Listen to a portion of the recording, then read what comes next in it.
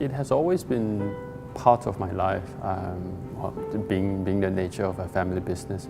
For all I can recall, when I was as young as about 8-9 years old, I was involved in some farm duties to be helping out with my uncles, my granduncles. So that formed an integral part of my childhood. I think I always had that at the back of my mind, knowing that somewhere down the road I will return and work with the family. Our speaker this evening is born into an extended Singapore family that has continued to live together under one roof for more than a century. And to share more about the Tans and their family business, ladies and gentlemen, please welcome Tan Yongshao. Talking about a family is something that could be very mundane. I could tell you exactly how we set out, because what you see could be that, oh, you have 80 people living in the same house. I hope, since this is the National Library, this is the NLB building, I take the liberty to veer off a little bit more into the not the esoteric, but slightly more fundamental of why we do it and how did it come about. Before I talk a little bit more about the journey of myself, I maybe take an opportunity to read off the preface to our family charter. Some parts where it explains the reason why we want to live together, the purpose of it, and the philosophy that underpins our communal living. So this is the letter to family, the sustainable path of Taishan, the birth of the family charter. Culture is the foundation of human social development, the roots of family genealogy, and the DNA of corporate succession. Our forefather, Tan Yanjue, first arrived in Singapore in 1913. And his pioneering spirit has been passed down through the generations. The Tan family, as we know today, started to take the form that we can recognize in the very early 1930s, after the passing of my great-grandfather. So my grandfather, the eldest son of Tan Achai, took over the responsibility of taking care of the household and the setting up of the family farm. Upholding the Chinese traditions, Achai and his wife, my grandmother, Chu, together with his younger brothers and families, grew the pig farm together with children and grandchildren. With this sense of mission, my father and my uncle, Hong Chu, knew that it is their responsibility to contribute to the family business after graduation. So my mother later joined my uncle and my father in the process of modernizing and mechanizing the farm process. With the trust and support from our parents and our elder siblings, it was during this period of time that we glimpsed the values of what I mentioned just now, Taishan, the symbiosis, sharing, and harmony. In time, these three words show us the path of sustainability, shed lights on the practical philosophy, which we eventually name as Taishan. Much of the business group's resilience is owed to the crisis earlier on in 1984.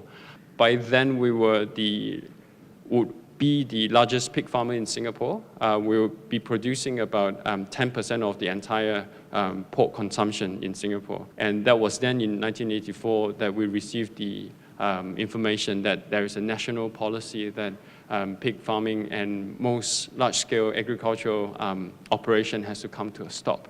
The family took on these crises as turning points and opportunities to diversify. If we have to grow resilient against crisis, one of the solutions is through diversification. In other family businesses, you sometimes when things go south, you probably hear people talking about power struggles. In our family, that part I can't say for the future, but all the way even till today, this holds true that the person with authority knows that it is more responsibility and duty rather than power. And if you are there leading, you won't be flaunting your authority. In fact, you will be doing more service to the family. So here comes our answer to how sometimes they say wealth or family do not continue beyond 3 generations. So thus, for a family to be truly sustainable, we believe that every generation has to be the pioneer generation. I think this allows us not to rest, not to have false sense of security to think that perhaps a particular document could keep us together for generations to come, and that we actually have to answer the questions ourselves. Maybe back to something that is more personal.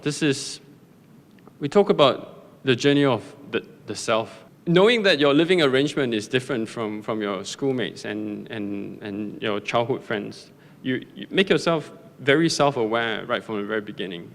And I talk about this because rather than to talk about exactly how many dishes that we eat at what time of day, I want to talk about the impact on me. There is a high growing level of self-awareness, and to a certain extent when you go through your teenage years, there is also self-doubt, definitely, and more than just your acne and your relationship issues. There are self-doubts about why you're doing this. Is this the future that you want to? Do you want to work in the family business? These questions comes in very early on in my life. And self-loathe is in terms of perhaps you can't invite friends over because they would have a lot of pressure to see so many different other people as well. So we get angry about ourselves very easily when we're young. I think loathing is a very strong word, but that is exactly how I would have felt back then.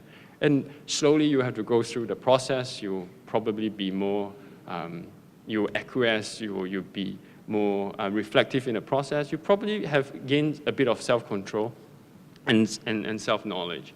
Communal living has its ups. These are some of it which I wanted to talk about.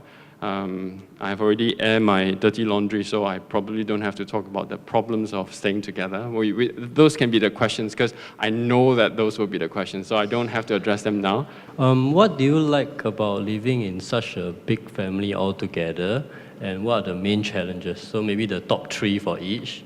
We came to this out of historical reason because we're a pig farming family that were being chased out from the industry we were in.